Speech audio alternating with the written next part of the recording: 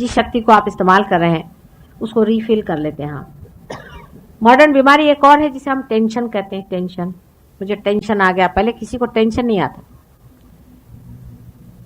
सबको टेंशन आना ही हुआ कि आप निकले पुरानी दिल्ली से माता जी के प्रोग्राम में जाने का, आप 6:30 पहुंचना ही चाहिए, पहले सीट पे बैठना ही चाहिए।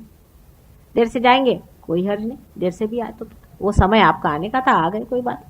ऐसी कौन सी आफत मची हुई भाई, मुझे कहाँ जाने का और आपको कहाँ जाने का। आराम से बैठेंगे, 2-4 बातें करेंगे, चलो हो गया सहयोग पूरा।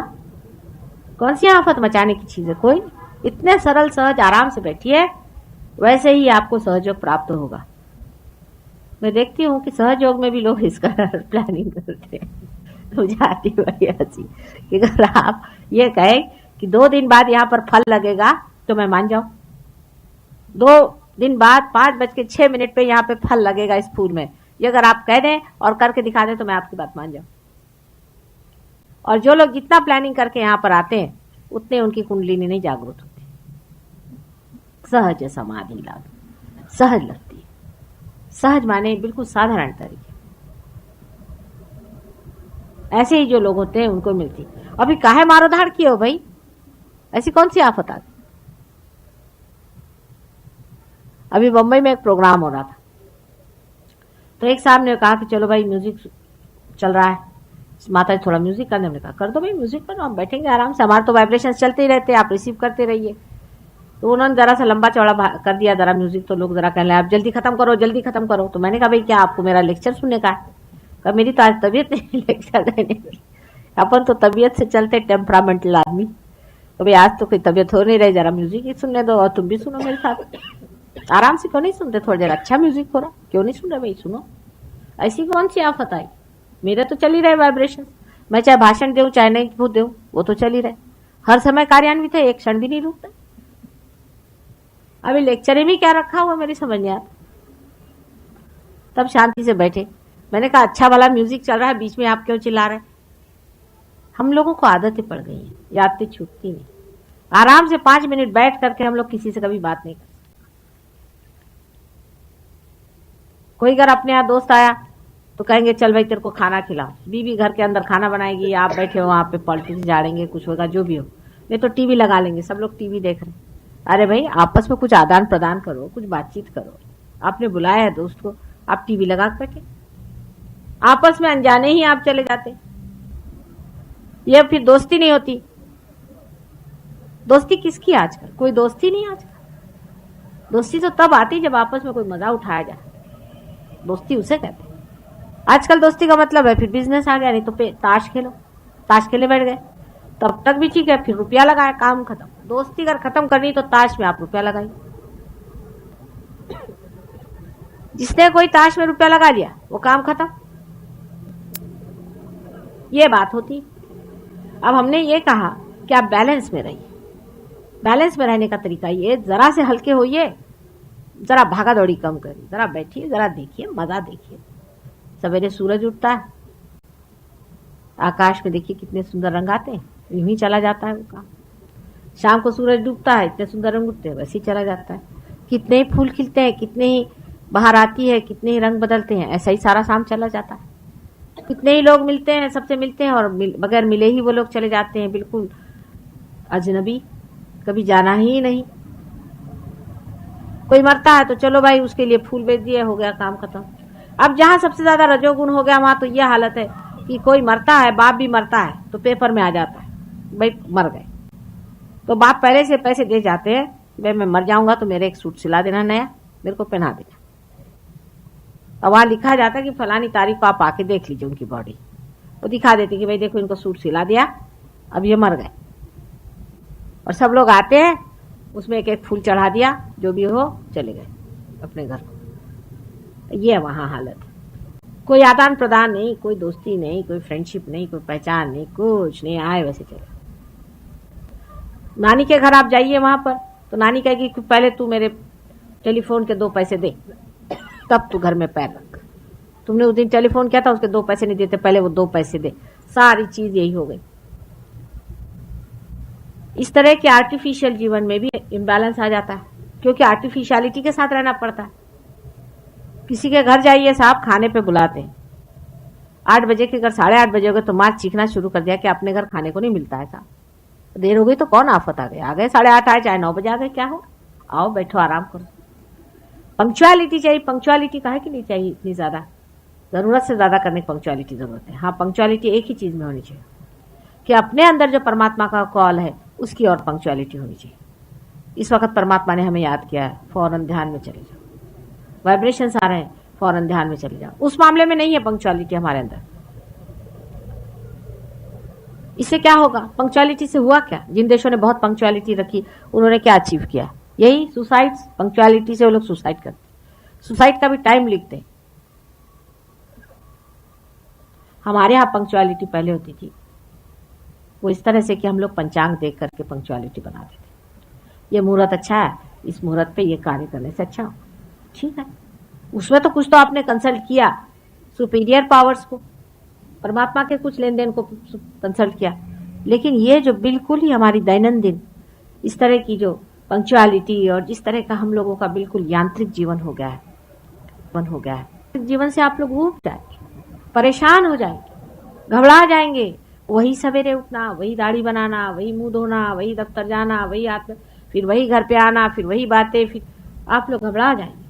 और घबराहट से फिर शुरू क्या होगा, वही चीज जो वहां हो रही है, गांजा और क्या LSD, और उससे भी नहीं तो हमेशा बेहोश रहना, मतलब पलायनवाद।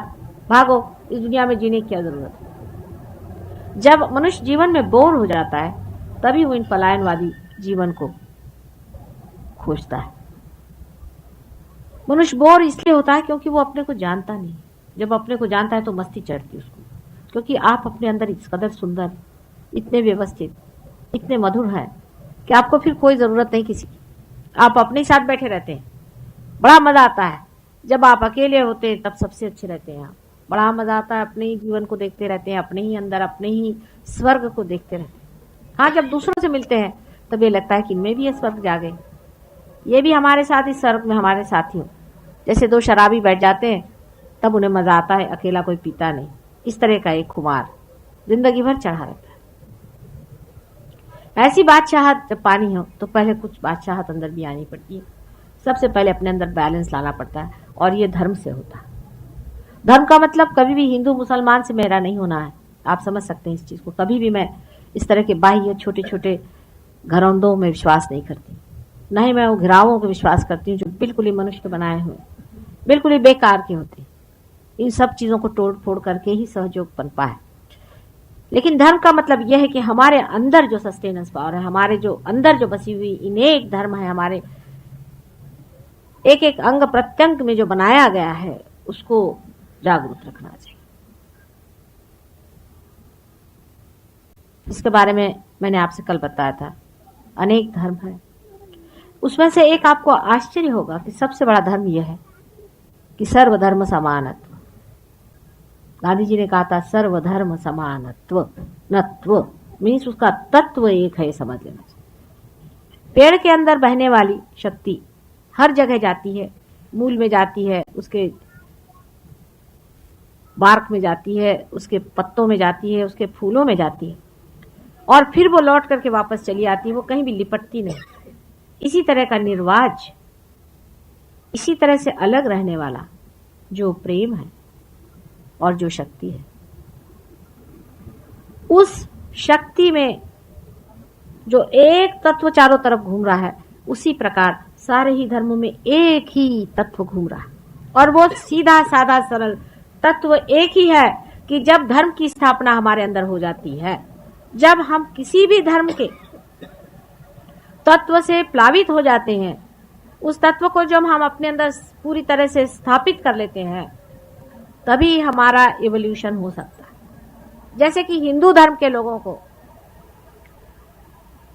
एक ही तत्व सीखना चाहिए, इस सब के अंदर एक ही आत्मा का वास है, और जाति पाति आदि चीजें ये जन्म से नहीं होती, ये कर्म से होती। यही तत्व हिंदू धर्म का है, और इसमें दूसरा कोई सा भी तत्व नहीं खोजना है। अगर इस तत्व को आपने पा लिया तो आप असली हिंदू हो गए, बाकी तो आप अहिंदू हैं। चाहे वो अपने को मुसलमान कहाए, चाहे वो अपने को ईसाई कहलाए, एक ही शक्ति हम लोग तो शक्ति के पुजारी है ना हिंदू। एक ही शक्ति सबके अंदर बसती है और जिस कर्म में मनुष्य लीन होता है उसी कर्म से वो जाना जाए।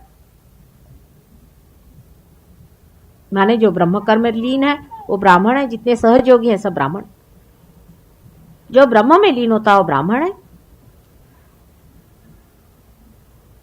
जो आनंद को सत्ता में खोजता वो क्षत्रिय है, और जो आनंद को पैसे में खोजता वो वैश्य है, और जो आनंद को किसी की सेवा में खोजता है वो शूद्र है। सोचिए आप, आपको आश्चर्य होगा। हमारे अंदर तो सेवा भाव का बड़ा भारी आदर्श है, सबकी सेवा करनी चाहिए, इसकी सेवा करो उसकी सेवा करो। अब देखिए इसे शूद्र क्यों कहा गया, ये सोचने की बात है। बड़ी आश्चर्य की बात है कि कोई किसी की सेवा करे तो शूद्र क्यों। ये बड़ी सूक्ष्म बात है। इस सूक्ष्म बात को अगर आप समझ लें तो आप हिंदू धर्म का इसेंस समझ गए। किसी की सेवा जो करे सो शूद्र है, क्योंकि दूसरा कोई है ही नहीं। अगर हम आपको ठीक करते हैं, आपकी मालिश करते हैं, आपका सर ठीक करते हैं, तो हम अपने को ठीक कर रहे हैं असल में, क्योंकि हमारा ही सर पकड़ा हुआ है, आपका पकड़ा है। हमारे आप अंग प्रत्यंग है, तो हम अगर इसे ठीक नहीं करेंगे हमारे अंग प्रत्यंग को, तो हमें ही तकलीफ होती है। दूसरा कोई है ही नहीं जिसने ये आइडिया ले ली कि मैं दूसरे की सेवा कर रही हूं। बहुत ही शुद्र आइडिया। जिसने ये सोच लिया कि मैंने बड़े बड़े अनाथालय बना लिए, मैं जाता हूं गरीबों की सेवा करता हूं। कौन है गरीब? आप हैं गरीब। मुझे गरीबी इसलिए करती है कि ये मेरा ही पार्ट एंड पार्सल है। अगर कोई इंसान संसार में गरीब है तो वो मेरे लिए थ्रेट है, मैं ही गरीब हूं। इतनी बड़ी उच्च कल्पना को जब आप निम्न दिशा में देखते हैं, इसीलिए ऐसे आदमी को शुद्ध, इसीलिए ऐसे कोई भी बादशाह नहीं कहता कि मैं किसी की सेवा करता हूं। वो देता है, उससे बहता है, वो सेवा नहीं करता। सेवा में एक बड़ा सूक्ष्म मूर्खतापूर्ण एक अहंकार।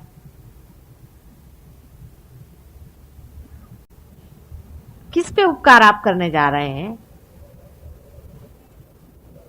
ये सब आपके अंग प्रत्यंग शरीर में है, और इसीलिए सहयोग में जब आप कलेक्टिव कॉन्शियसनेस में आ जाते हैं तो आपको आश्चर्य होता है कि किसी की विशुद्धि चक्र में पकड़ है, अगर कोई बीमार है तो आपका भी पकड़ता है।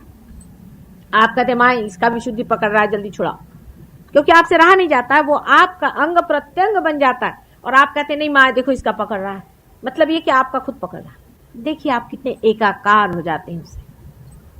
ये सिर्फ लेक्चर की बात नहीं होती कि हाँ सब धर्म एक है, हिंदू मुसलमान पारसी ईसाई सिख सब एक है, ये कहने की बात नहीं होती, वो होता ही है। कोई भी आदमी आपके सामने आप कहेंगे माँ देखिए इसका ये पकड़ रहा है, और आपकी उंगली में पकड़ रहा है, पकड़ आपकी उंगली रही है, आप कह रहे इसका पकड़ रहा है। जैसे आपने अपनी उंगली ठीक कर ली वो भी ठीक हो गया, आप भी ठीक हो गए। ये बड़ी सूक्ष्म से सूक्ष्म बात। इसकी सूक्ष्मता को वही पकड़ सकता है जिसमें सूक्ष्म बुद्धि है। इसलिए जो आदमी ऐसा कहता कि मैं बड़ा संसार में उपकार करता हूँ और मैं बड़ी मिठाइयां बांटता हूँ और मैंने लंगर खोल रखे हैं, वो महामूर्ख और शूद्र है। किसी पे भी उपकार करने का मनुष्य को कोई अधिकार नहीं। उपकार तो एक ही करता है, परमात्मा, और वो भी अपने ही ऊपर उपकार कर रहा है, किसी दूसरे पे नहीं। जब वो अपने से नाराज हो जाता है तो तहस नहस कर देता है, जब अपने से प्रसन्न होता है तो सब ठीक ठाक कर देता है, और जब किसी पे उपकार करना होता है तो वो सारे संसार को उबार देता है, क्योंकि संसार भी परमात्मा ही है। विराट के अंग प्रत्यंग में सारा संसार है। जैसे समझ लीजिए कि अगर ये लाइट है परमात्मा की और उसके सामने अगर विराट का चित्र है, तो इससे जो प्रोजेक्शन बाहर आ रहा है स्क्रीन पे वही सारा संसार है। अब अगर इस विराट में कोई तकलीफ है तो वो वहां भी दिखाई देगी, अगर वहां कोई तकलीफ है तो वो यहां दिखाई देगी। उसको ठीक किए बगैर विराट ठीक नहीं होने वाले, उनकी तबीयत ही नहीं ठीक होने वाली, ना उन्हें आराम मिलने वाला। ये मैं आपसे सच कहती हूं। आपको आश्चर्य होगा, एक बार मेरे पैर में लगी चोट, तो हमारे साथ एक डॉक्टर थे, उनका, मैम माता जी आपको वाइब्रेशन देते। मैंने कहा अच्छा हो बेटे, जो तो वाइब्रेशन। जैसे ही उन्होंने मेरे पैर पे हाथ रखा, उन्होंने धड़ धड़ वहां से वाइब्रेशन आने लगे। मतलब जब कभी चोट लग जाती तो वहां से डबल वाइब्रेशन आती, अगर मैं थक जाती हूँ तो मेरे से ट्रिपल वाइब्रेशन आते। जब मैं बीमार हो जाती हूँ वहां से ऐसे वाइब्रेशन आएंगे जैसे आप सब लोग बीमार हैं। समझ लीजिए बहुत से लोग दिल्ली शहर में बीमार हैं फ्लू से, तो मुझे भी फ्लू हो जाएगा, और उसमें से जो वाइब्रेशंस निकलेंगे उस वक्त वो आपके फ्लू को ठीक करेंगे, और जब वो निकल जाएंगे तो मैं भी ठीक हो जाऊंगी। क्या अजीब सी चीज है, देखिए, है ऐसी चीज, यही होता है। ये बड़ी सूक्ष्म चीज है, और इसे आप समझें और इसे आप देखें और इसका साक्षात्कार करें। आप में से ऐसे भी यहाँ लोग हैं कुछ जिन्होंने बात देखी, ऐसा ही होता है। जैसे कि समझ लीजिए कोई एंटीबॉडीज अंदर में तैयार होती हैं और वो बहने लग जाती है। इसलिए हमारे संतुलन में जो हमने पहले ही से कहा है, सबसे बड़ी चीज है कि हमें धर्म के तत्व समझ लेने चाहिए। सर्वधर्म समानत्व बहुत जरूरी चीज है। कोई भी आदमी अगर कट्टर हो, इन्होंने बड़े बनाए कट्टरपना के नमूने बना रखे। हिंदू धर्म में बड़ी अच्छाई एक ही है कि उन्होंने कोई एक मनुष्य जाति पर कोई लगाया नहीं कि भाई तुम ईसा मसीह है या कोई मोहम्मद साहब है। एक अच्छाई ये हो गई, लेकिन उन्होंने सोचा जब इससे गए तो अब कुछ और दूसरा बना, क्योंकि ये तो गई बात कि जितने ईसाई हैं वो पार हो गए या जितने मुसलमान हैं उनका ठीक हो गया, तो अब उसका कैसे किया जाए। तो वो कहते हैं कि अच्छा ठीक है, इसका अगर नहीं हो रहा तो दूसरा इलाज बना। तो क्या इलाज उन्होंने बनाया कि चलो जाति पाति बना दो। आदमी ऐसा है, किसी चीज से बाज नहीं आता। ईसाई लोग कहेंगे कि बस ईसा मसीह एक आए थे दुनिया में और कोई नहीं आए। वो ईसा मसीह भी काफी उनके मुंह में बातें डाल दी, लेकिन ईसा मसीह ने खुद ही कहा कि those who are not against me are with me. अब हु आर दोज? मोहम्मद साहब ने भी खूब कहा है, बहुत बार कहा है, आप कर पढ़े उसको कि बहुत से पैगंबर आए। तो इन लोगों ने ये कहा कि अब इनके बाद कोई पैगंबर ही नहीं आएगा, ये लगा दिया इन लोगों ने। क्राइस्ट ने कहा कि I am the light, I am the path. तो उनका ठीक है, he is the light, he is the path, but who is the destination, who is the beginning? भाई लाइट है, पाथ है, उसके और भी तो चीजें हैं, आगा पीछा भी है उसका। कृष्ण ने कहा कि सर्वधर्माणाम परित्यज्य मामेकम शरणम व्रज। तो लोग कहते हैं कि हाँ आप सब लोग हिंदू हो जाइए, इसका मतलब ये। आप सोचिए, इतने जड़ हम लोग हैं, जिसने जो कहा उसको बड़ा ही जड़ कर दिया। हर एक तत्व को जड़ करने में मनुष्य बहुत होशियार हो जाता है, और इसीलिए जितनी भी सूक्ष्मता है खोती गई है। आपको कुंडलिनी के बारे में मैंने कल सब चक्रों के बारे में बताया था। कुंडलिनी क्या है, वो किस तरह से उठती है, कैसे चढ़ती है, क्या बात है। कुंडलिनी सूक्ष्म शक्ति है। वास्तविक सदाशिव की शक्ति हमारे सर पे हमेशा विराजमान रहती है, और सदाशिव की शक्ति जो है ये ब्रह्म शक्ति है। अब सदाशिव कौन है उससे पहले की बात करें तो ऐसा ही समझ लीजिए कि सदाशिव और शक्ति ये दोनों एक ही चीजें हैं, जैसे सूर्य और उसका प्रकाश होता है। लेकिन क्रिएशन जब करने का हुआ, अनेक बार हुआ क्रिएशन, एक बार नहीं अनेक बार हुआ, तब सदाशिव और शक्ति अलग हट गए, दो अंग हो गए उसके। शक्ति ही कार्य करती है, सदाशिव जो है वो सिर्फ साक्षी स्वरूप देखते हैं शक्ति का कार्य। शक्ति कार्यान्वित होती है। अब हम शक्ति को समझते हैं, जैसे कि समझ लीजिए आज यहां एक शक्ति आई है आपके सामने, आप लाइट देख रहे हैं, पर आप जानते हैं कि इसी लाइट से आप गैस भी चला सकते हैं, इसी लाइट से आप चाहे तो पंखा चला सकते हैं, इसी लाइट से चाहिए तो आप जनरेटर चला सकते हैं, इसी लाइट को आप चाहे तो कन्वर्ट कर सकते हैं मैग्नेट। पर आप उस शक्ति को नहीं समझ सकते जो शक्ति सारा कार्य करती है, सारा ऑर्गेनाइज करती है, सब कोऑपरेशन करती है, इंटीग्रेट करती है और जो प्यार करती है। आप कोई ऐसी शक्ति नहीं समझ सकते हैं कि जो प्यार करती है और प्यार में ही सारा कार्य करती है, प्यार से ही हर एक चीज जानती है और कार्य करती है। ऐसी शक्ति आप नहीं समझ सकते। उसी शक्ति की मैं बात कर रही हूं। और वो शक्ति सारे ही शक्तियों का समूह है, उसी में इलेक्ट्रिसिटी है, उसी में मैग्नेटिज्म है, उसी में लाइट है, उसी में सारे एलिमेंट्स हैं। अब आप यहां देखिए कि जो हमने चित्र बनाया विराट का, इसके सर पे सदाशिव की शक्ति है और सदाशिव का पीठ भी है, इसलिए उनकी वहां शक्ति है। इसके 3 अंग हो जाते हैं। आप देखिए ऊपर से हमने बताया, वहां से जब टूटती है, एक ऐसी आती है, एक ऐसी आती है और एक बीच में से आती है।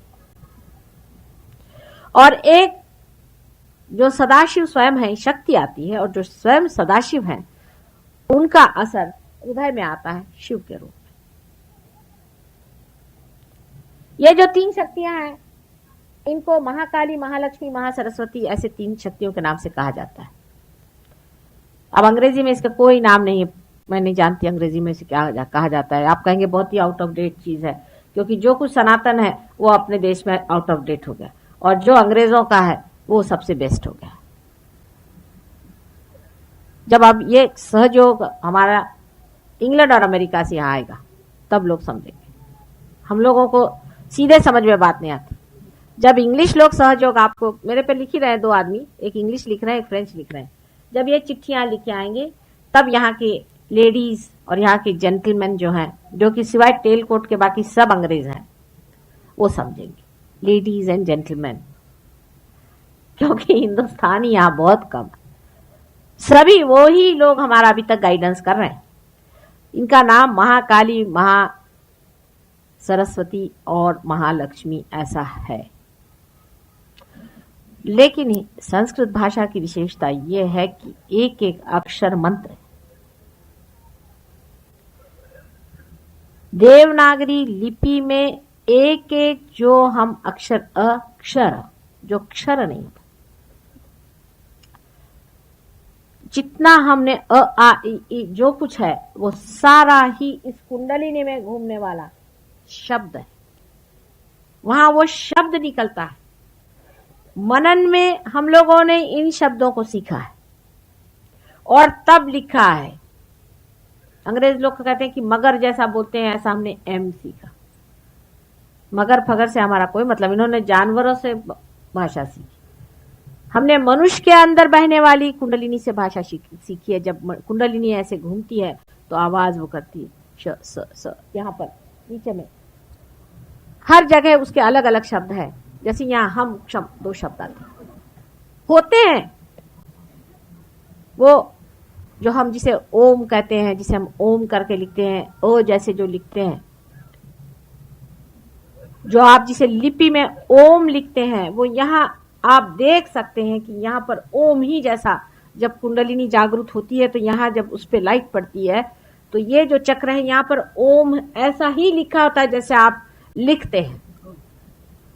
और जो अ आ ई जो भी लिखा है आप लिखते हैं देवनागरी में, संस्कृत भाषा में, वो भी हमारे अंदर जब कुंडलिनी वहां पर आघात करती है, जिस वक्त उसके निनाद होते हैं, तब वो निनाद और उसका लिखना भी घटित होता है। इतनी बारीक चीज है। क्या आपकी संस्कृति है और कहां से आई है, जो सारी मननों से उतरी हुई है। कोई हम लोगों ने बाहर से सीखी हुई आर्टिफिशियल चीजें नहीं है। लेकिन संस्कृत भाषा तो हमारे यहाँ लोग पंडितों की, मूर्खों की और गधों की हो गई, जिनको कि उसका उच्चारण भी नहीं आता, जो उसके इसेंसेस को नहीं समझते। क्योंकि हम तो सब अंग्रेज हैं, शेली एंड कीट्स पढ़ते रहते सुबह शाम। ये भाषा हमारे अंदर उत्पन्न होती है और लिखित होती है। एक एक अक्षर में लिखने में अर्थ होता है। ओम कैसा बना, उस पर ओम कैसा बना जब याद, किस तरह से ओम की रचना होती है, बिल्कुल ओम ही लिखा। मैं ऐसी उंगली घुमा रही हूं, आपका भी आज्ञा घूम रहा है। इतनी साइंटिफिक चीज है क्योंकि इसका संबंध रियलिटी से है। इससे बढ़ के और कौन सी चीज साइंटिफिक हो सकती है।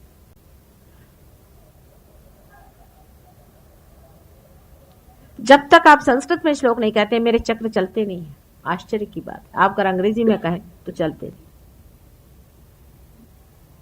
सिर्फ आज्ञा चक्र पे ही जो ईसा मसीह की जो उन्होंने अपनी लिखी, क्योंकि यहाँ ईसा मसीह का स्थान है, उस पर उनका जो हिब्रू में जो उन्होंने लिखा हुआ है लॉर्ड्स प्रेयर वो चलता है। पर इंग्लिश में भी गए तो चल जाता है, पर यहां पर तो भी क्षमा स्वरूपिणी क्षमा ही शब्द करना पड़ता है, क्योंकि यहां क्ष शब्द है, इसलिए क्षमा कहना पड़ता है।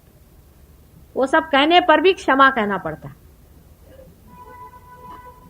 इतना हमारा संस्कृत भाषा का कितनी इसकी बुनियाद देखिए कितनी गहरी और कितनी सूक्ष्म। तो इस तीन जो अपने मैंने बताया महाकाली, महालक्ष्मी, महासरस्वती, ऐसी 3 शक्तियां हमारे अंदर में है। इनको ही ऐम रीम क्लीम ऐसे कहते हैं, क्योंकि इनका निनाद ऐम रीम क्लीम ऐसा होता है। रीम रा ये एनर्जी का शब्द है। रा जैसे राधा, रा माने एनर्जी, धा माने धारने वाली, राधा राम। कृष्ण, कृष्ण का अर्थ मैंने आपसे बताया था कृषि से आता है। अब कृ शब्द कृष्ण कहते ही साथ विशुद्धि चक्र एकदम असर कर गया। कृष्ण ही शब्द कहना पड़ेगा, क्योंकि कृष्ण जो है ये बिल्कुल यहीं पे इसका संबंध है, विशुद्धि चक्र से ही संबंध है, तो कृष्ण ही उनका नाम हो सकता है। कितनी साइंटिफिक चीज है बताइए आप, और कितनी सूक्ष्म चीज है। लेकिन सहज योग हमारा प्रेम का मार्ग है, और प्रेम में इतनी गहराई नहीं देखने की जरूरत। एक ही अक्षर प्रेम का पढ़े सो पंडित होए, यह हमारा सहज योग है। कोई जरूरत नहीं कि आप बड़े पंडित होइए, पढ़ी पढ़ी पंडित मूर्ख भाई, तो पंडितों से तो भगवान बचा रहे। जो पंडित यहाँ आए पढ़ लिख करके, उनसे तो भगवान बचाए। कहने लगे कि साहब हम तो सारा गुरु ग्रंथ साहब हमने रटा हुआ। हमने कहा अच्छा क्या रटा? वही जो आप कहते वही कहते। मैंने कहा क्या कहते? यही कि मन में ही खोजो। तो मैंने तुम तो रटा रखा है भाई, तुमने तो खोजा नहीं ना। खोजना चाहिए। इसी प्रकार हो गया है कि मंत्र में अमंत्रम अक्षरम नास्ति, नास्ति मूलम अनौषधम, अयोग्यः पुरुषो नास्ति योजकः तत्र दुर्लभः।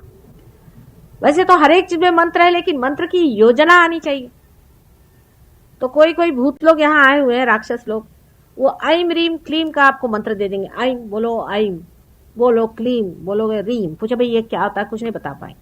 अच्छा बता भी दिया, समझ लो कहीं पढ़ा वड़ा होगा तो। अब आपके चक्र कौन सा पकड़ा है? आपको ऐम रीम क्लीम का उन्होंने मंत्र दे दिया। कोई मंत्र विद्या का बड़ा भारी शास्त्र है कि कौन सा आपका चक्र पकड़ा हुआ है।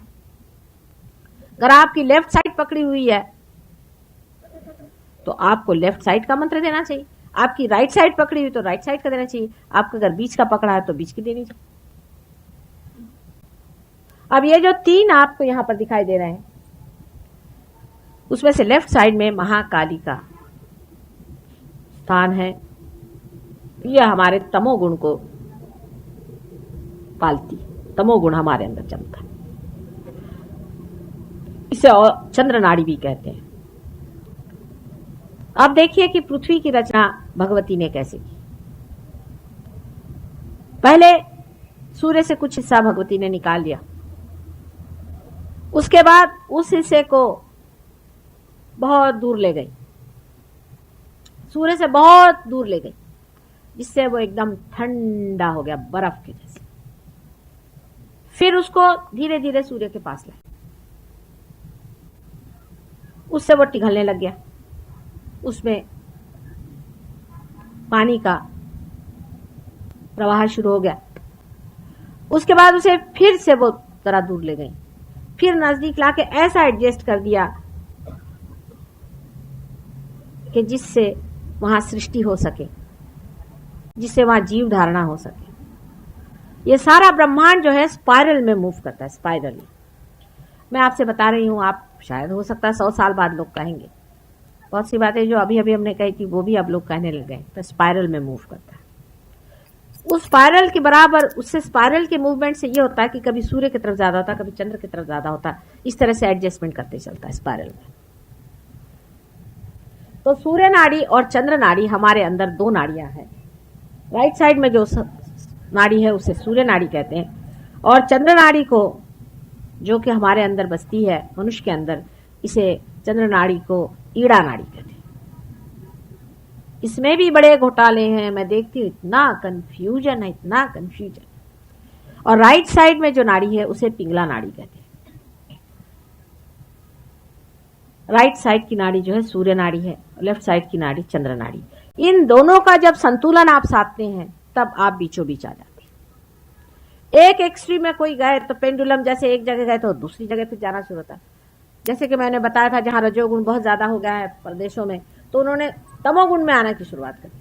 माने जो बहुत ज्यादा बढ़ गए तो उसके बाद सुसाइड शुरू हो गए, तमोगुण में आना, और नहीं तो शराब पीना और फिर गांजा और इस तरह की चीजें जिससे बैलेंस आ जाए। उसका एक पेंडुलम इधर गया तो उधर से उधर दौड़े, उधर से उधर दौड़े। बीचों बीच सत्व गुण है, बिल्कुल मध्य में, देख रहे हैं ना आप, एकदम मध्य में। और उसके बीच में गैप है, आप देखिए कि गैप है, यही वॉइड है, इसे वॉइड कहते हैं। ज़ेन सिस्टम में आप अगर ज़ेन पढ़े तो पूरा सहयोग है, ज़ेन भी। कबीर पढ़े तो पूरा सहयोग है, नानक पढ़े तो पूरा सहयोग है, कृष्ण पढ़िए तो पूरा सहयोग है, राम पढ़िए तो पूरा सहयोग है, क्राइस्ट पढ़िए तो पूरा सहयोग है, कुरान पढ़े तो पूरा सहयोग है। सब सहज ही योग है। कहने का ढंग शायद अलग हो जाए पर मजा आएगा वही। ये जो बीच का वॉइड है यही भवसागर है, और इसमें उठने के लिए कोई सीढ़ी नहीं है। समझ लीजिए कि दो ऐसी सीढ़ियां लगी हुई हैं, लेकिन बीच वाली सीढ़ी आधी लटक रही, और उस पे चढ़ने का जो मार्ग है वो है कुंडलिनी, जो नीचे में है, नीचे में जो कुंडलिनी, इस कुंडलिनी को, इस ब्रिज को, इस गैप को भरना पड़ता है। यही कार्य दिखने में बहुत सीधा सरल, कोई बहुत दूर नहीं। अब ये कुंडलिनी आपकी माँ है, जन्म जन्म आपके साथ पैदा हुई, आप ही में स्थित रहती है। मृत्यु के बाद भी जीवात्मा के साथ ऊपर में आत्मा और कुंडलिनी दोनों साथ ही साथ उसके साथ भटकते रहती है। यह हर समय आपके अंदर स्थित रहती है, और यही आपके पास्ट और सबकॉन्शियस का पूरा जोखा है। कुंडलिनी जो है ये गौरी है, यानी ये महाकाली का एक पार्ट है। देखिए आप, महाकाली का एक पार्ट है। बीज की शक्ति जिसे हम सृजनात्मक शक्ति, उत्क्रांति की शक्ति कहते हैं, या जिसे हम एवोल्यूशनरी शक्ति कहते हैं, या जिसे महालक्ष्मी की शक्ति कहते हैं, वो ये शक्ति नहीं है। ये आपके सबकॉन्शियस की शक्ति, जो आज तक आपका पास्ट हुआ, आपके कर्म हुए, आपका ये हुआ, वो समझ लेना चाहिए इस चीज को। तो कुंडलिनी वो चीज है, उसका हिस्सा है। जो वॉइड है, वॉइड के अंदर में सरस्वती का कार्य है, क्योंकि मैंने आपसे बताया था कि बीच के जो नाभि चक्र है उसमें से एक कमल का डेंट निकल करके उसमें बैठा हुआ ब्रह्मदेव सारी चीज रचनात्मक कार्य करते रहते हैं। इसलिए इस वॉइड के अंदर में रचनात्मक कार्य की शक्ति है, आप जानते हैं है। यह रचनात्मक कार्य 5 एलिमेंट्स से आता है। आप जानते हैं 5 एलिमेंट्स के बारे में। उसी से मन भी तैयार होता है, मन भी उसी का एक हिस्सा है। जब ये दोनों शक्तियां, ये और ये एग्जिस्टेंस की शक्ति है और वो कार्यान्वित रहने की रचनात्मक शक्ति है। जब वो कार्य करती हैं तो जिस तरह से कि एक समझ लीजिए कि बाय प्रोडक्ट होता है किसी भी फैक्ट्री में, उसी प्रकार के 2 बाय प्रोडक्ट्स निकलते हैं। एक बाय प्रोडक्ट ऊपर जो लेफ्ट साइड से ऊपर चढ़ता है वो इस साइड में आ जाता है, राइट साइड में, उसे सुपर ईगो कहते हैं। और जो राइट साइड के कार्य करने से होता है वो ईगो होता है। जो लोग राइट साइड में कार्य करते हैं, जिसे हम रजोगुणी कहते हैं, वो ईगो ओरिएंटेड होते हैं, अपने ईगो से कार्य करते हैं। और जो लेफ्ट साइड होता है वो सुपर ईगो होता है। बहुत से आप साइकोलॉजिस्ट नहीं होंगे तो आपको जरा समझा दें। जैसे कि एक बच्चा है, माँ की गोद में दूध पी रहा आराम से, वो आराम से आनंद में, उस वक्त में उसकी माँ उसको हटाती तो उसका ईगो जागृत होता है। वो कहता है कि ये क्या कर दिया, मन में उसको गुस्सा चलता है, तो उसकी माँ उसे डांटती, अरे नहीं करती, सुपर ईगो जम गया। कोई करने की इच्छा होना ईगो से होती है, और जब उस पर दबाव आता है वो शक्ति सुपर ईगो की होती है। हमारे अंदर इस प्रकार 2 संस्थाएं बनती हैं, ईगो और सुपर ईगो। एक चीज से तो हम कहते हैं कि इसको हम करके दिखाएंगे, और दूसरी चीज से हम कहते हैं कि नहीं भाई ये नहीं करेंगे। ये हमारे बाप कह गए थे अच्छा नहीं, ये इसमें फायदा नहीं होगा, नहीं करना चाहिए। अब जरूरी नहीं कि मैं आप अच्छा ही कह गए होंगे, कभी कभी अच्छा भी कहते हैं, कभी कभी बुरा भी कह जाते हैं। इस तरह की दो शक्तियां हमारे अंदर काम करती हैं। या ऐसा समझ लीजिए कि एक से हमारी इच्छा शक्ति है और दूसरे से हमारी रचना शक्ति है। रचना शक्ति और इच्छा शक्ति अगर बराबर आ जाए, या जिसे कहिए कि ईगो और सुपर ईगो दोनों अगर बराबर में आ जाए, तो आप देख सकते हैं कि कुंडलिनी का उठना कितना आसान हो जाएगा, क्योंकि सर का बोझा जो है एक जैसा हो जाएगा, बीच में से कुंडलिनी आसानी से निकल जाएगी। इसीलिए संतुलन की बहुत जरूरत है। मैं संतुलन ही पे बोल रही हूँ, बार बार घूम घाम कर पे संतुलन पे आती हूँ। अगर आपके अंदर संतुलन नहीं है तो कुंडलिनी जागृत होकर के ब्रह्मरंध्र से नहीं निकलेगी। संतुलन का एस्टैब्लिश होना बहुत जरूरी है, और उस संतुलन के लिए ही मैं आप लोगों से कहती हूँ कि आप लेफ्ट से राइट पे डालिए, क्योंकि ईगो यहाँ पर बढ़ गया है। समझ लीजिए पूरा ईगो है, यहाँ के बलून ईगो ने दबा दिया है सुपर ईगो को नीचे। तो आपसे मैं कहती हूँ कि आप इस तरह से ऊपर उठाइए, तो ऊपर ईगो उठेगा और ईगो नीचे आ जाएगा। फिर आप उठाइए, फिर आप करिए, धीरे धीरे करते करते ये हो जाएगा कि बीचों बीच आ जाएगा। वो भी मेरी और हाथ करना पड़ेगा, नहीं तो आपका हाथ से थोड़ी कुछ उठने वाला। जैसे बीच में आ जाएगा, कुंडलिनी उठ के खट से ऊपर चले जाएगी। अब कुंडलिनी सब जानती है, समझती है, आपका सब उसको पास मालूम है। आपने जो गलतियां करी, जो कुछ भी आपने अपने साथ जातियां करी है, जैसे आप किसी गुरु के पास गए, कुंडलिनी आपकी जानती, उठेगी नहीं, फ्रोजन कुंडलिनी। इसीलिए आपने देखा होगा कि किसी ने बताया मेरे गुरु थे तो मैं सर पकड़ के बैठ जाती कि गई कुंडलिनी काम से, अब तो हाथ जोड़ो इनको भैया। अब क्या करें? अब लोगों को ये लगता है कि माता जी क्यों गुरुओं को बुरा कहते हैं, क्योंकि अगर तुम्हारी कुंडलिनी उन्होंने फ्रीज कर दी तो मैं आपका क्या करूंगी। और दूसरा ये कि आपका क्या होगा, कितना सर्वनाश है। सोचो, आप ही सोचो कि आपका कोई उद्धार नहीं हो सकता, आप पार नहीं हो सकते, जन्म जन्मांतर तक नहीं हो सकते। और ये कहने पर भी लोग कहते हैं कि नहीं हमारे गुरु तो बड़े अच्छे हैं। फिर सोचते हैं क्या इन पे एकदम भूत बाधा है क्या? कितना भी कोई परेशान करे, कुछ भी तकलीफें हो, सारा शरीर भी टूट जाए, हार्ट से भी मर जाए, तो भी वाह हमारे गुरु बड़े अच्छे। इसका कारण क्या? इसका कारण एक ही सीधा सरल बैठता है कि कोई ना कोई आपके ऊपर पकड़ है। आप सोचना ही नहीं चाहते असलियत को क्या है। अब ईगो किसी आदमी का बहुत जबरदस्त बड़ा होता है। अब उसके अनेक तरीके हैं, आपसे मैंने पहले ही बताया। ईगो की बीमारी ऐसी होती है कि वो बीमारी पता ही नहीं चलती। अगर आपका तमोगुण ज्यादा हो, सुपर ईगो ज्यादा हो, तो आदमी के बदन में, उसका बदन टूटेगा, वो कहेगा माँ मुझे यहाँ दुखता है, मेरे पैर पकड़ गए, मैं जकड़ गया हूँ, पता नहीं कोई तो भी मेरे गर्दन में बैठ गया है, उसको पता चलता है। पर ईगो तो अपने को अपने ऊपर बिठाया होता है, तो वो तो घोड़े पे चलता है। वो तो उसके पास आप जाइए तो मेरे को लेक्चर देना शुरू करता है। मैंने कहा अच्छा भैया, अभी गई थी मैं कोई मिनिस्टरों के पास में, उन्होंने मेरे को लेक्चर देना शुरू कर दिया। इधर आप लोग का प्रोग्राम होने वाला था, उन्हीं के मैं लेक्चर अभिभूत सुनती रही। मैंने कहा वाह भाई वाह, ये रोज लेक्चर देते हैं, अभी इनको एक में ही चाहिए थी लेक्चर सुनाने के लिए। अच्छा भाई सुना लो, तुम्हारा भी मन हो जाए, इधर तुम लोग बैठे रह गए, मैं वहां बैठे रह। ऐसा चलता है। इसलिए ईगो ऐसी चीज है, इसको अहंकार एक बार हो जाए, उसको समझाना बहुत मुश्किल होता है। सूक्ष्म अहंकार भी बहुत होते हैं। जैसे किसी ने कुछ पढ़ लिख लिया, तो मेरा तो इस पे विश्वास ही नहीं, माता जी की कुंडलिनी उठती है। अब साहब आपका विश्वास ही नहीं, मैं तो विश्वास ही नहीं कर सकता। आपका विश्वास किस चीज पर है? आपने क्या जाना, आपने क्या देखा? आप आइए देखिए। और आपका विश्वास नहीं है या है, इससे क्या फर्क पड़ने वाला है भगवान को? आप आए, मुझे पूर्ण विश्वास भगवान पे है। माने आप कहाँ के अफलातून हो गए? अरे ये सृष्टि क्या आपने बनाई थी? क्या आपके बाप ने बनाई? इस पेड़ के नीचे जो बैठे हुए हो, ये क्या आपने बनाया था? मुझे पूर्ण विश्वास परमात्मा पे है। इस तरह से जो मनुष्य बातें करता है, मुझे आती हंसी।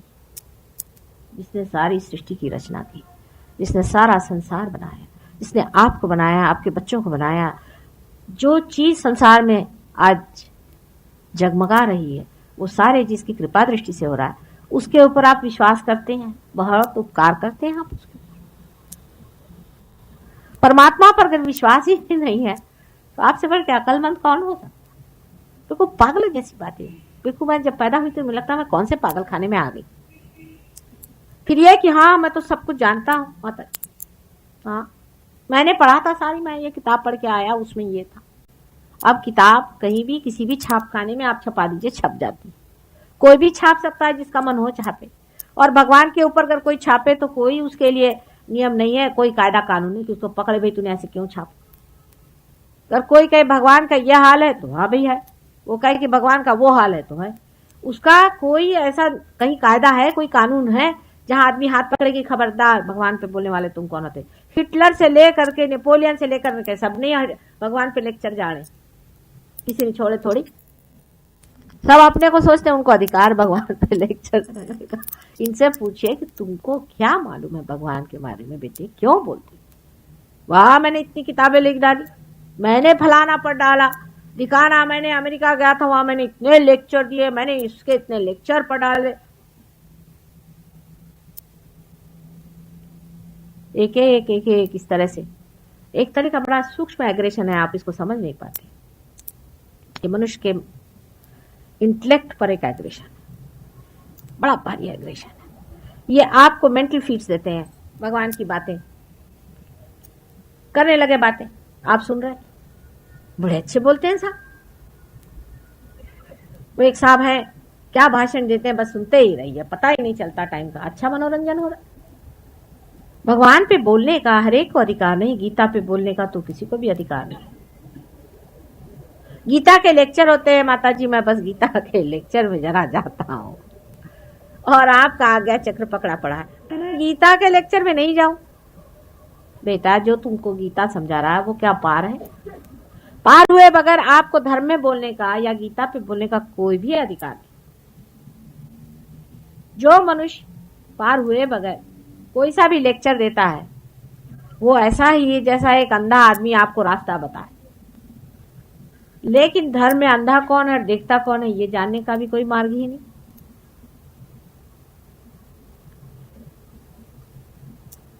जो आदमी विरह में बोलता है उसका तो सुनना भी नहीं चाहिए। जो विरह के गीत गाए उसको क्या सुनना। हम भी विरह में है, वो भी विरह में, इसलिए मजा आता है। जैसे सूरदास जी विरह में रोते थे, सबको अच्छा लगता है, ये भी अंधा हम भी अंधे, सब अंधे गा रहे हैं। दास जी के पास हो गए बल्लभाचार्य काहे घिघी आवत हो भाई। जो आदमी मिलन में बैठता है उसको समझ में नहीं आता विरह की बात क्यों गा रहे। हमको अच्छा लगता है ऐसा भजन कि भगवान कब मिलोगे तुम। किसी किसी को ऐसा बेकार का झूठा नाटक भी अच्छा लगता है कि बड़े विरहावस्था में सब देवदास बने बैठे, देवदास काटे घास। मैं कहती हूँ मेरी समझ में नहीं आते, इतनी कविता रुदन की और इतना विरह। हे भगवान इनको कब बुद्धि आएगी। विरह का मजा बड़ा आता है, उस पे काव्य होते हैं, लेकिन जो मिला हुआ है, जो मिलन में बैठा है, वो विरह के गीत कैसे गाएगा। एक सीधा हिसाब होता है, जो मिलन में बैठा है वो विरह की बात कैसे करेगा। वो तो कहेगा कि I am the light, I am the path. वो कहेगा कि सर्वधर्माणाम परित्यज्य मामेकम शरणम व्रज। उसके अंदर अथॉरिटी होगी। वो किसी के बाप से डरने वाला नहीं, किसी के सामने घिघियाने वाला नहीं। आना हो तो आओ, नहीं तो जाओ, उसकी पहचान होती है। कबीर है, उसका सबने मजाक बनाया, सदुक्कड़ी भाषा करते हैं। हमारे यहाँ हिंदी भाषी लोग उसका बड़ा मजाक बनाते हैं। उसके पांव के धूल के बराबर भी इनमें से कोई हो तो मुझे दिखा दीजिए। मार्कंडेय जी के पीछे में पड़ गए। उन्होंने ये दोष है, उनके वांग्मय में ये दोष है, तो इनके लिए उमर खय्याम बहुत अच्छी, क्योंकि वो पिनक में अपने लिखते रहते। ये लोग सब पिनक में ही लिखते हैं। अधिकतर गजलें जो है मेरे ख्याल से पिनक में लिखी गई। मुझे तो घिन चढ़ जाती जिस तरह से लोग रोने लग जाते हैं गजलों में बैठकर। बिल्कुल मदकची लोगों की बातें हैं। ये सब तमोगुण के लक्षण है। हर समय विरह गाना, रोते रहना, विरह की बात करना। मिलन की बात करो, मिलन में आओ। और जब समय आ गया तो हमें विश्वास ही नहीं कि मिलन हो सकता, तो रोते बैठे। पहले कहेंगे आओ आओ आओ, जब आके खड़े हुए तो करे हमें विश्वास ही नहीं होता कि हो सकता है। ये दुनिया है, इसे किया क्या जा। अरे पहले बुलाया क्यों, जब बुलाया, जब आ गए तो बोलते कि अब हमें विश्वास नहीं होता कि आप आ गए करके। अभी हमें रोने दीजिए, अभी रोने से फुर्सत नहीं उनको। जब इनका रोना खत्म हो तब तक यहां से पसार भी हो जाएंगे। घंटों बजाते रहेंगे और पुकारते रहेंगे कि प्रभु तुम आओ, प्रभु तुम आओ, दर्शन दो, हमको दर्शन दो। और दर्शन लेके करने का क्या? कुछ बनना चाहिए, होना चाहिए, घटित होना चाहिए। ये तो होने की बात है, बिकमिंग की बात है, हवाई बातें नहीं। लेकिन मनुष्य बड़ा संतोष में रहता है क्योंकि सुपरफिशियल है ना, उसको इसी में संतोष रहता है कि कोई रिझाए रखे। बैठे अपने भजन गा रहे हैं, घंटों गा रहे हैं, घट ही खोजो भाई, घट ही खोजो भाई, घट ही खोजो भाई। खोजने वाले कौन है? किसको लेक्चर दे रहे भाई? वो तो उन्होंने बताया कि जो खोज चुके थे। अब तुम किसको लेक्चर दे रहे? वो तो तुमको बताया था कि तुम घट को खोजो। तुमसे कहा था कि सरदर्द की ये दवा ले लेना, तो तुम उसका प्रिस्क्रिप्शन है रट रहे हो सुबह शाम तक। इसे क्या लाभ होने वाला? इसे किसका भला हुआ? ऐसे भजन गाने से एक भी आदमी को आपने देखा सियाना अंत में वही सर पैर ऊपर करके नाटक करके चिल्ला रहे सुबह शाम तक? कैंसर ऑफ द थ्रोट हो जाएगा सब। अब समय ये आ गया कि ऐसी बेवकूफियां ज्यादा नहीं करो, नहीं तो कैंसर ऑफ द थ्रोट हो जाएगा। बेकार में गाते फिरेंगे तो कैंसर ऑफ द थ्रोट हो जाएगा। किसने कहा है इतना द्राविड़ी प्राणायाम करने के लिए कि गला फोड़ फोड़ के गाओ? अरे भाई एक बार कह दिया हो गया, आ जाओ, आ ही जाएंगे। इतना गला फोड़ने की और अपना विशुद्धि चक्र इतना सत्यानाश करने की क्या जरूरत पड़ी हुई है आप लोगों को? मेरी समझ में नहीं आता। कितने लोग यहाँ पर आए, माता जी हम ये मंत्र कहते थे कितने बार, रोज का कम से कम हो जाता था 108 बार। भाई किसने कहा 108 बार कहने के लिए? एक बार कह दिया बहुत हाथ जोड़ के, श्री राम तुम्हारे शरणागत हैं, बस हो। अब वो कोई आपका नौकर है, अब सुबह से शाम उसको ऑर्डर दे रहे, और पूरी समय आप किसी को इस तरह से करें तो वहां से भगवान उठ ही जाएंगे, सब सरदर्द हो जाता है। मुझे अगर 3 से 4 बार कोई माता जी कहता है, मैं कहते अच्छा अब क्या चाहिए आपको? आप ही सोचिए भगवान की पोजीशन में जाके, क्या आपको कोई 108 मरतबा पूरी समय पुकारता रहे तो आप कहे भाई चुप भी कर, हद हो गई। हमारी ग्रैंड डॉटर थी, हम गए थे वहां बिहार में, रियलाइज सोल है, बहुत मजेदार जीवन होंगे, कोई 5-6 साल की। कहले नानी बस यहाँ तो बहुत गड़बड़ हो गया। मैंने कहा क्यों? कहले मंदिर में ये लोग सब रात दिन गाते रहते हैं हे राम हे राम हे राम, तो वहां से भगवान जी तो कब के ही भाग गए तो मुझे पता है, लेकिन अब मैं भी भाग जाऊं। कहने लगे कि इनके सुन सुन के तो मेरे कान दुखे, अब तुम भी भाग जाना यहाँ से, ऐसे बेकार लोग हैं। वो छोटा बच्चा समझता है। वो गए थे लद्दाख, उनके पिताजी, तो वहां एक लामा साहब बैठे थे, देखिए छोटा सा बच्चा 6 साल का, और सब लोग जाकर सब लोग जा जाके उस लामा के पैर छुआ। अब ये तो पार रहे, इनको मालूम है कौन पार है कौन नहीं पार।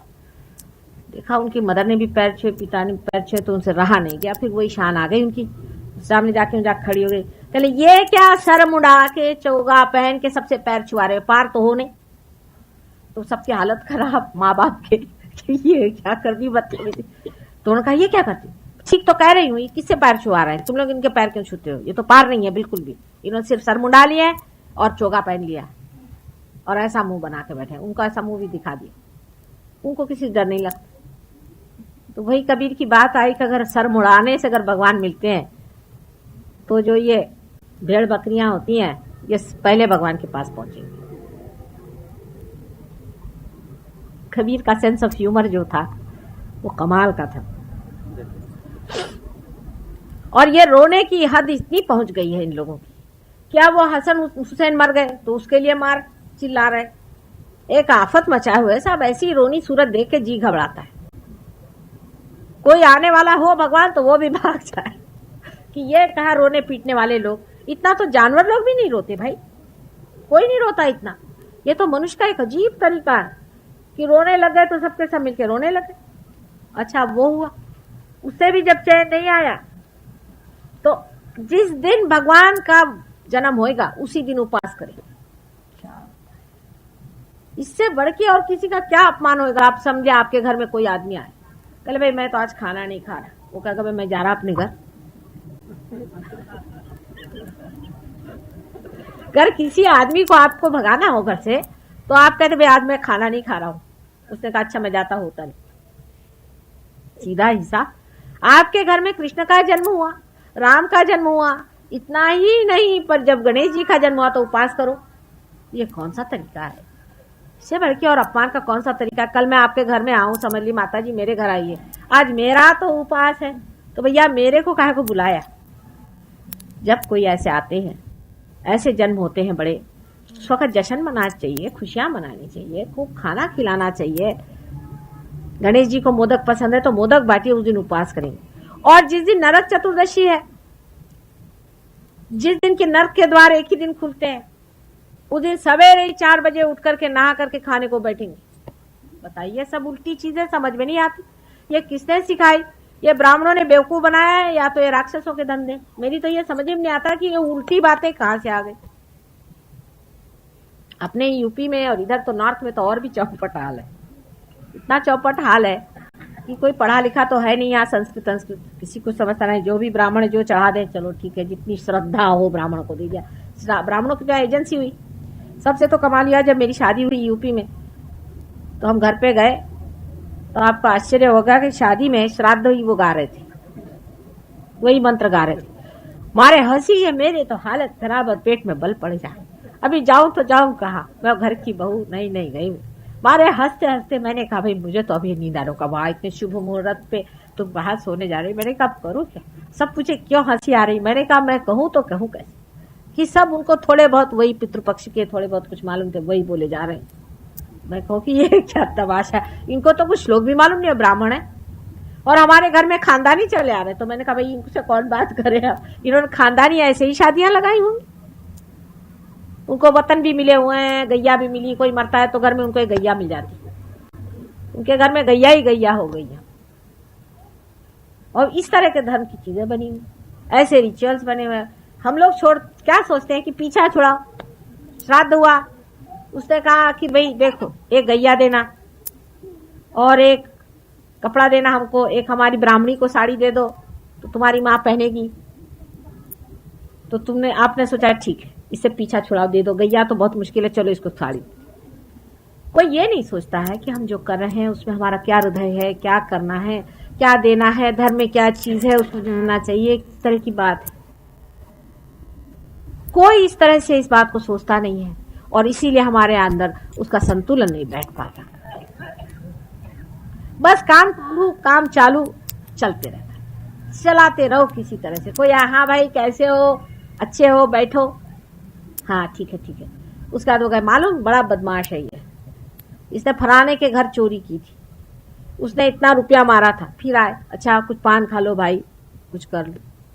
रात दिन मनुष्य इसी तरह सुपरफिशियली रहता रहेगा तो गहराई उसके अंदर उतरती नहीं है और इसीलिए कुंडलिनी जागरूक होती नहीं। धर्म के बारे में भी सर्च के मामले में भी, परमात्मा को खोजने के मामले में भी, जैसे अमेरिका में गुरु शॉपिंग होता है वैसे यहाँ भी गुरु शॉपिंग होता है। नहीं, मैं सिर्फ गया था, मैंने देखा, उनके चरण छुए, मैंने तो प्रसाद मांगा, दर्शन हुए, चला है, दर्शन करने गया था मात्र। वो दर्शन में उन्होंने आपके अंदर भूत रख दिए होंगे, मैं दर्शन के लिए गया था। पर यह कुंडलिनी तो उतने ही रही ना बाबा, मैं क्या करूं, इसको क्या करूं? ये तो बड़ी गहरी सूक्ष्म चीज है कुंडलिनी का उठाना, और कुंडलिनी का ऊपर चढ़ना भी अति सूक्ष्म चीज है। अगर आपने इसकी संभाल नहीं करी, अगर आपने अपना विचार इतना सूक्ष्म नहीं रखा तो चीज तो दब गई ना। अब भी पार होने के बाद भी आप देखिएगा आपके वाइब्रेशंस खो जाएंगे, ये तो है ही बात। आपसे बता दें, लोग कहते माता जी दीजिए तो परमानेंट दीजिए। क्यों साहब, आपने मुझे क्या परमानेंट दिया? मैं आपको क्यों दूं परमानेंट? मैं तो नहीं देने वाली, मैं तो महामाया हूं, सीधा हिसाब। आप परमानेंट पे बैठिए तो मैं भी परमानेंट दूंगी। और आपको ये कि आए यहां, जैसे वो थी कि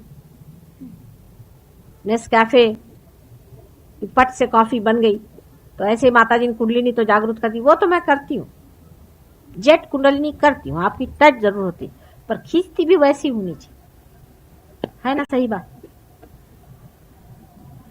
आप खो भी देते हैं अपने वाइब्रेशंस को।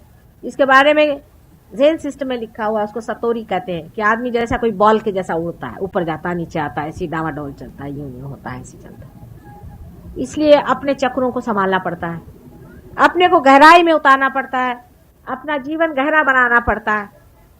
अब आप पूरा अपना जीवन जो है फालतू चीजों में बर्बाद करें सुबह से शाम तक, अब करना ही पड़ता है, करने लगे क्या करें, दुनिया ऐसी है, उसके लिए करना ही पड़ता है।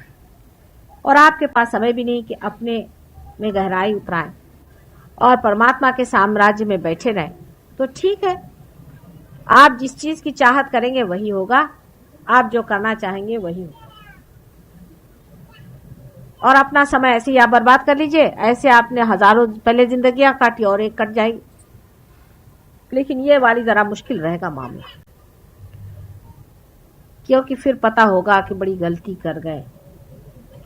सत्य को मना करते करते जो रियल सत्य आ गया उसको भी मना कर गए। वो तो देखना तो चाहिए ना, समझना तो चाहिए।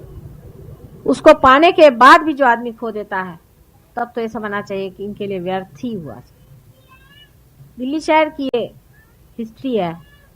दुख के साथ कहना चाहिए कि हर समय काफी लोग पार हो जाते हैं, पर जमते नहीं, जमने वाले बहुत ही कम होते हैं। हर प्रोग्राम के बाद 1-2 आदमी बच जाते हैं।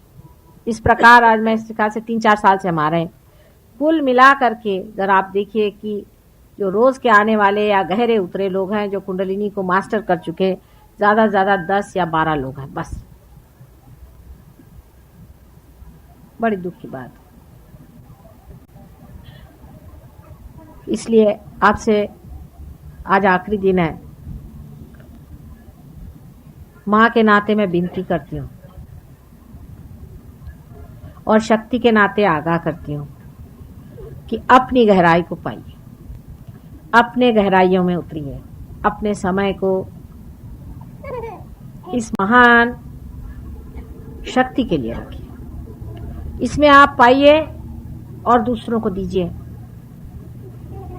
बहुत बड़ा कार्य करने का है।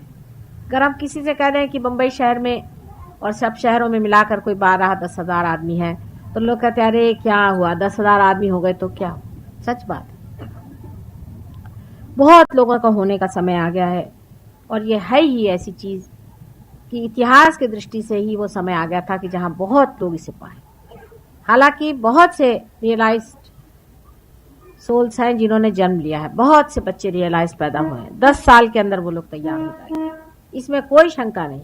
स्टाइनर जैसे आदमी ने इंग्लैंड में लिखा है कि वो समय दूर नहीं जब बहुत से रियलाइज सोल इस संसार में जन्म लेंगे, क्योंकि कलयुग का मामला है। कलयुग में 2 ही तरह के आदमी जन्म ले सकते हैं। एक तो कीड़े मकोड़े मच्छर लेंगे जो कि हर हालत में ऐसी दुर्दशा में रह सके और ऐसे गंदे एटमॉस्फेयर में रह सके। इसलिए पॉपुलेशन भी बढ़ता है। जितने देश में गंदगी और दुर्दशा आती उतना ही वहां पॉपुलेशन बढ़ता है। जैसे गरीबी आ गई, गरीबी तो लेप्रेसी है समझ लीजिए, गरीबी से घबराना चाहिए। कोई आदमी अगर अपने गरीबी का लेकर के आए साहब मैं गरीब हूं मुझे दीजिए, तो उसको 2 झापड़ पहले दीजिए। अगर आदमी कोशिश करे तो उसको ऐसी लानत और दानत ऐसे करने की जरूरत नहीं, कोशिश की बात है। इस तरह से हम लोग जो सोचते हैं कि भाई हम गरीबों के लिए क्या कर सकते हैं, बहुत कुछ कर सकते हैं। किसी आदमी को आप गरीब देखें तो उसकी आप मदद करें, उसको ऊपर उठाने की कोशिश करें, हर एक गरीब आदमी को उठाने की कोशिश करें, आपका कर्तव्य होता है। जिस तरह से भी हो सकती है उसकी मदद करें, उसे बताएं किस तरह से वो अपना जीवन निर्वाह करे। बहुत ज्यादा पैसे की जरूरत नहीं, जैसे ज्यादा पैसा हो गया उसके पैर निकले। जो आदमी शराब पीने लग गया उसको कहना आप तेरे को पैसा ज्यादा करने की जरूरत नहीं, बस। जिसने सिगरेट पी उससे भी कह सकते हैं कि बस काफी है तेरे लिए। जिसने बीड़ी पी उससे कहना अब काफी है, अब तो गरीब नहीं। फिर जो जुआ खेलता है वो तो कभी भी गरीब नहीं। इतना हो कि उसका खाना पीना चले और उसे में कोई विषय वासना नहीं आए। सो ऐसे जगह ही कीड़े मकोड़े पैदा होते हैं और इसीलिए पॉपुलेशन बढ़ता है। जैसे ही वातावरण अच्छा हो जाता है, आप जानते हैं कि जहां बुरादा होता है, जहां गंदगी होती है, वहीं मच्छर पनपते हैं। जैसे सफाई हो जाती है वहां 1 ही 2 फूल खिल सकते हैं। इसलिए बहुत जरूरी है कि हम लोग इस वातावरण को शुद्ध करें, और इस वातावरण को शुद्ध करने के लिए जरूरी है कि आप लोग इस शक्ति का वहन करें। पहली मर्तबा अब मानव अपने व्यक्तित्व से या अपने शक्ति से ये जो 5 तत्व है उसमें शक्ति डाल सकता है। इसके बहुत सारे एक्सपेरिमेंट्स किए हैं हमारे कुछ साइंटिस्ट, उन लोगों ने बताया किस तरह से हम शक्ति दे सकते हैं इन 5 तत्वों, किस तरह से हम हमारी खेती बढ़ा सकते हैं। ये लोग एग्रीकल्चरिस्ट हैं, एग्रीकल्चरल यूनिवर्सिटी राहुरी में बड़े बड़े साइंटिस्ट हैं। आप उनको चिट्ठी लिखे पूछ सकते हैं। उन लोगों ने जब वाइब्रेटेड पानी दिया तो 2/3 2/3 उनका क्रॉप ज्यादा आया और बड़े आए सब, और बड़े आए। और हमने तो वहां की जो चीजें देखी, इतने आश्चर्य लगा हमें कि कुछ फल ऐसे कि ऐसे तो फल कभी हमने देखे नहीं थे। उसके रंग और उसकी टेस्ट और उसका आकार प्रकार एक अजीब तरह की चीज। इन्हीं चैतन्य की लहरियों से आप लोगों की बीमारियां मुफ्त में ठीक कर सकते हैं। सो आधा प्रश्न आपका ठीक हो गया। हेल्थ मिनिस्ट्री बंद करा सकते हैं आप, पैसा बचा। डॉक्टरों के जेब आप जरा कुछ कम भरेंगे। डॉक्टर लोग इसी से मुझसे घबराते हैं। इस टाइम बुलाया नहीं उन्होंने मुझे, लेकिन इससे सब बीमारियां थोड़ी सहयोग से ठीक होने वाली। लेकिन दुनिया बीमार रहे ऐसी तो इच्छा कोई भी डॉक्टर नहीं करता होगा। मुफ्त में अब जो लोग हमारे सहयोग में आते हैं, अधिकतर लोग, वो डॉक्टरों के पैर नहीं जाते। दवाइयों के खर्चे कम हो गए, डॉक्टरों के खर्चे कम हो गए। सोने की नींद और नींद की गोलियां लेने की जरूरत नहीं, आप आराम से पढ़ के सोइए। बहुत सारी बीमारियां ठीक हो जाती हैं, कुछ नहीं होती, अधिकतर बीमारियां ठीक हो जाती हैं। आप में संतुलन आ जाता है, आप आनंद में आ जाते हैं। शराब, सिगरेट और जुआबाजी, औरतों के चक्कर सब छूट जाते हैं। हमारे यहाँ कुछ हिप्पी लोग आए, थोड़ी देर में देखा उनके पास बड़े अच्छे रेडियोग्राम्स, ये वो। मैंने कहा ये कहाँ से आए? कहले अब तो हमारे पैसे ही पैसे बच रहे हैं। मैंने कहा कैसे? अब हम गांजा नहीं पीते, अब LSD नहीं पीते, उसमें तो बहुत पैसा लगता, अब शराब नहीं पीते, अब तो हम कहले कहीं कैबरे में भी नहीं जाते, हम कहीं डांस में नहीं जाते, इसी में मजा आता। तो सब इंडियन रिकॉर्ड्स ले लेकर के बजाते रहते। अब आप सोचिए, और घर में उनकी शोभा आ गई, रौनक आ गई, सब आनंद से सब लोग रह रहे। मियाँ बीबी के झगड़े टूट गए, दूसरों की बीबियों के साथ भागते नहीं, अपनी बीबी को प्यार करते हैं, और बीबी भी ठिकाने से आ गई, सब आराम हो गया, सुव्यवस्था हो गई। राम राज्य आ जा सकता है। उसमें खर्चे बड़े कम हो जाते हैं, एकदम खर्चे कम हो जाते हैं। मनुष्य मौके पर पहुंचता है, जो कुछ उसका खरीदना है वाइब्रेशन से देखता है। जो आदमी वाइब्रेशंस पे जीता है वो बहुत बड़ा संग्रह नहीं कर पाता, ज्यादा उसके पास चीज हो जाती तो बांटने शुरू कर देता है। संग्रह बहुत ज्यादा नहीं करता, उसको बांटने का मजा आता है, देने का मजा आता है। वो अपनी जो वर्च्यूज हैं, जो अपनी गुडनेस है, उसको एंजॉय करता है। वो अगर सच बोलता है तो उसका मजाक उठाता है। आपने बहुत से लोग देखे होंगे, वो कहते हैं आजकल ईमानदार लोगों का दुनिया में कोई ठिकाना नहीं। ये बिल्कुल बेवकूफी की बात है। आप ईमानदार हैं, यही तो मजे की चीज है कि सब बेईमान है और आप ईमानदार हैं। ये बड़ी शान की चीज है, ये आपका गौरव है, आपका ताज है। उसके लिए आप कहते हैं कि ईमानदार की कोई दुनिया में पूछ नहीं। पूछ काहे को लगाने को चाहिए? इसकी क्या जरूरत है? अरे आप ईमानदार आदमी, दुनिया में लोग कहते हैं कि शास्त्री जी इतना ईमानदार थे कि मरे तो उन्होंने डेट्स अपने छोड़ गए। अब वो डेट्स छोड़ गए, यही उनका गुण हो गया। देखिए सारी दुनिया उन्हीं का, इसी चीज को उनको गुण दे रही कि उन्होंने डेट्स छोड़ दिए। अपने गुणों पर आदमी को आनंद आता है, अपने गुणों से वो प्लावित होता है। एक सती साध्वी स्त्री है, वो अपने सतीत्व और अपने पातिव्रत्य पे उसके आनंद में रहती, अपने गुणों का आनंद आता है, अपने मजे का आनंद आता है। फिर को आप कोई शराबी को देखते हैं कि शराब पी रहा है तो उस पर दया लगती कि भाई देखो मैं तो आराम से बैठा और ये कहाँ मरा जा रहा है। फिर ये नहीं लगता कि ये शराब पी रहा है और मैं तो बिल्कुल ही पुराने ढंग का हूं, मैं पी नहीं पाता। इंफीरियोरिटी कॉम्प्लेक्स की जगह आदमी को लगने लगता है कि ये आदमी बेचारा कहाँ से दयनीय दशा में आ गया। उल्टी दशा आ जाती, हंसी आने लगती है और बेवकूफी के पे आश्चर्य लगता है। जब ऐसी कोई बातें करता है आदमी तो उसको लगता है कि सब कैसा बेवकूफ आदमी कैसी बातें कर रहा है। अभी भी लोग मुझसे कहते हैं माता जी यहाँ तो ऐसा है कि अगर आप शराब नहीं पियो तो आपकी कोई इज्जत नहीं करता। मैंने कहा सच्ची बात है, ऐसे तो कभी हो ही नहीं सकता। वास्तविक में ऐसा नहीं हो सकता। असल में वो आपसे इसलिए भिड़ते हैं कि उनको लगता है मेरी दुम कटी और इसकी क्यों नहीं कटी, इसीलिए आपके पीछे पड़ते हैं। लेकिन अगर आप ये उनको ज्यादा न जताएं कि हम शराब नहीं पीते हैं, पर उल्टी तरह से बातें करें, मतलब इसमें कृष्ण की डिप्लोमेसी करनी चाहिए कि ऐसे कहें कि भाई मैं तो आजकल इतना खुशहाल हूँ, बड़ा मजा आता है मुझे, घर में आराम से खाता पीता हूँ, बड़ा आजकल मुझे कोई तकलीफ नहीं। उनका क्यों भाई? मैंने कहा शराब छोड़ दी ना तो वो पैसा सब बच गया, कितना मजा आता है, बच्चों को लेकर घूमता हूँ, हाँ बड़े बड़े मजे की जिंदगी। वो फिर सोचेगा अरे ये बात है, तब वो भी इधर आएगा। ये तरीके होते हैं उससे आप दुनिया बदल सकते हैं। और इसी तरह से संसार में राम राज्य आ जाएगा। सत्ययुग तो शुरू हो ही गया, इसमें शंका ही नहीं है, क्योंकि सत्ययुग के ये असर आ रहे हैं। कोई भी बात छिपने वाली नहीं। कार्टर साहब ने एक छोटी सी बात कह दी, वो भी बाहर आ गई। कोई किसी की बात छिपने नहीं वाली, सब लोग सामने आ जाएंगे, सबका पता हो जाएगा कौन कहाँ है, क्या है, कितने गहराई में है, सब प्रकाशित हो जाएगा। अब वो दिन नहीं रहे कि आप कोई भी चीज छिपा के कर लें। एक आदमी दूसरों को खींचेगा, एक ईमानदार आदमी होगा, उसको लोग खींचना चाहेंगे तो वो खींच नहीं पाएगा, क्योंकि उसको समाज जनता उसकी मदद करेगी। ये सतयुग के लक्षण है और वो शुरू हो गए हैं। कोई भी आदमी बहुत दुष्ट हो वो भी चल नहीं पाएगा। सबका जिसे कहना चाहिए कॉस्मिक चेंज आ जाएगा और आ ही रहा है। इसको आप लोगों को देखना चाहिए और सोचना चाहिए कि माँ ये कहती थी, सच बात है। और आप अपनी स्थिति बनाएं इसी चीज में, आप भी वहन करें इस शक्ति को और सारे संसार को दें। उसके लिए आपको रुपया पैसा खर्चा करना नहीं, आपको कुछ भी देने का नहीं है, सिर्फ ये कि आप अपना इंस्ट्रूमेंट जरा ठीक कर लें। इस इंस्ट्रूमेंट के लिए आपको ध्यान धारणा आदि कुछ कुछ करना पड़ता है। उसके लिए जो भी इन लोग प्रोग्राम करते हैं दिल्ली में, जैसी भी इनकी सहूलियत है, मैंने आपसे बताया है, उसका नंबर आप फिर से लिख लें कि क्या रंगा मेरा D288 पंडारा रोड। आप वहां पर खबर लें, आप सब लोग लिख लें D288 पंडारा रोड। वहां उनसे बातचीत करें एवरी फ्राइडे फ्रॉम 6 to 7। वहां से आप जब भी फोन करके वैसे भी पूछें, बताएंगे।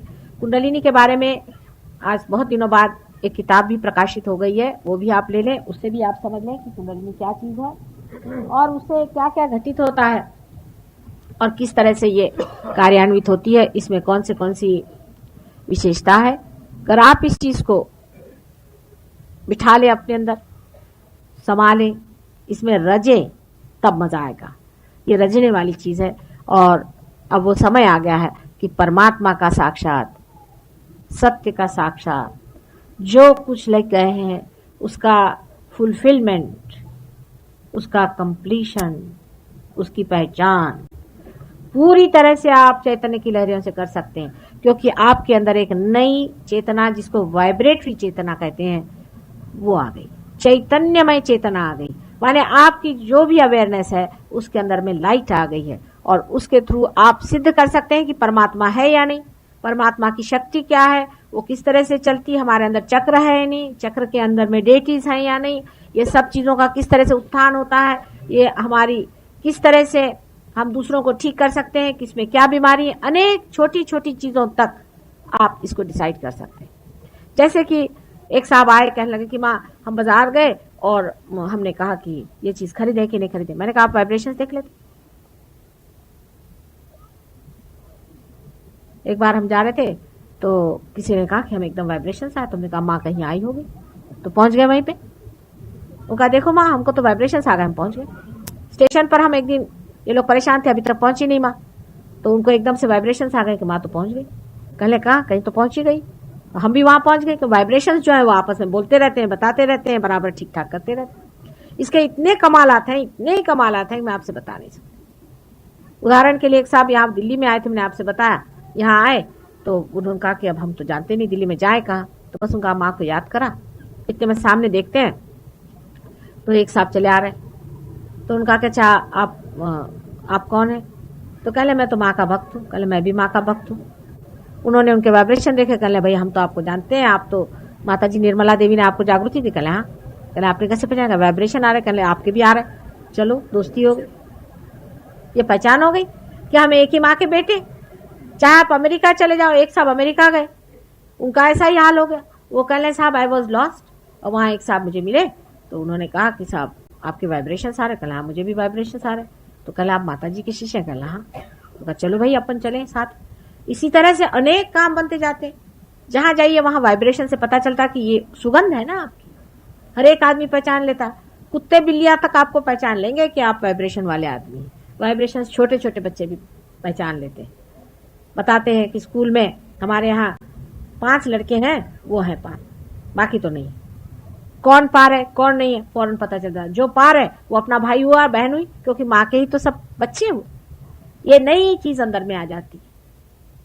और आप सोचिए आपके कितने ही भाई बहन अमेरिका इंग्लैंड में है, वो उस तरह के नहीं जैसे ये गुरुजी लोगों के होते हैं, उस तरह के नहीं, आपके असली, आपके लिए दौड़ेंगे, आपके लिए सब कार्य करेंगे।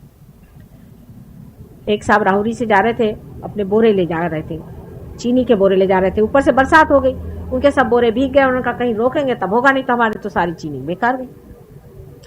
इतने में जाकर कहला अच्छा चलो कहाँ जाए, तो जहाँ रुक जाए वहीं रोके, तो जहाँ रोका वहीं पे वाइब्रेशन आने लगा, भाई यहाँ कहाँ वाइब्रेशन, तो देखा कि रास्ते पर मेरा बोर्ड लगा, उनका भाई यहाँ कहाँ बोर्ड लगा, अंदर गए तो बंगले के अंदर में वहां पर हमारा सेंटर, वो कहा आओ भाई, तो उनका कि भाई हम तो देखते देखते आए धुलिया में बैठी हुई हैं, और वो जो जहां हम गए थे उन्होंने हमसे बताया, फिर उनसे पूछा कि हाँ वो आए थे हमारे साथ, इनका बैठो, सवेरे उठ के देखा तो बोरे वोरे सब सूख गए थे, फिर से उठ के गए, जितना पैसा था उतना मिल गया। लक्ष्मी जी की कृपा तो बड़ी होती, हाँ होती, इसमें कोई शंका नहीं, असली होती है, असली लक्ष्मी जी कृपा होती है। एक हमारे पास में एक साहब आते थे, बहुत दूर से, कलवा से, बड़े शरीफ आदमी, लेकिन गरीब, खेती का काम करने वाले थे।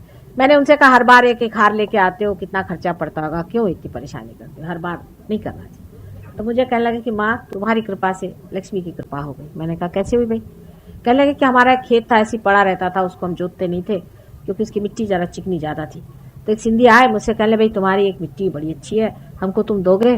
काहे के लिए? ईंटें बनाने के लिए। तो उसको 10 गुना दाम उसी मिट्टी का मिलता था, खेत तो खेत बना ही रहा और उसकी मिट्टी उठा के लेना, 10 गुना दाम मिला। कल आप ही की कृपा से हुआ, सहयोग के बाद ये हुआ, कल हम कभी सोच भी नहीं सकते। ऐसे अनेक लोगों को फायदे हुए हैं। तो आपके प्रमोशंस भी हो जाते हैं, सरकारी नौकरों को बहलाने के लिए कह रहे हैं।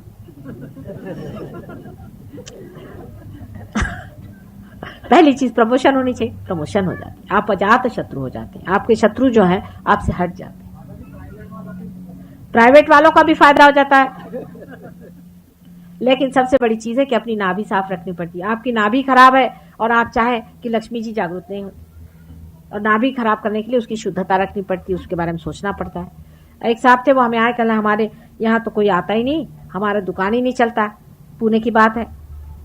तो हमने कहा अच्छा हम आएंगे एक दिन। हम उनके दुकान पे गए, उनको जागृति दी, उसके बाद तो दुकान ऐसी चलने लग गई कि बहुत ही बिजी हो गया, बहुत बड़े आदमी हो गए, अब वो हमें मिलने भी नहीं आते। हर बार याद करते हैं, अरे पर क्या करें, इतना टाइम नहीं मेरे पास, मुझे इधर जाना, ये बिजनेस है वो बिजनेस है। हम 2 बार पुणे गए, मिलने भी नहीं है। और पहली मर्तबा जब हम वहां गए थे तो गरीब थे बेचारे, गरीब माने उनका चलता नहीं था। तो मुझे याद है हम रिक्शा में बैठ के गए, मोटर थी नहीं, रिक्शा में गए, तो मेरे साथ बैठे थे, तो पूरी समय रोते गए वो स्टेशन तक, माँ आप चली जाओगी, हमारा कैसा होगा, क्या होगा। अब यह हाल है कि अब वहां गए तो मिलने भी नहीं आए। तो ऐसे पैसे से भी क्या है, मतलब क्या कि समझ आ जाता है, विजडम आ जाता है, संतुलन आ जाता है, क्योंकि आप समझते हैं वाइब्रेशंस में, आप चाहते हैं ये चीज ले, फिर समझते हैं कि वाइब्रेशन वाइज ठीक नहीं, छूटते जाता है, आदमी साक्षी स्वरूप होने लग जाता है, देखता है नाटक चल रहा है। आज कितने लोग पार हुए देखें, हाथ इस तरह से करें।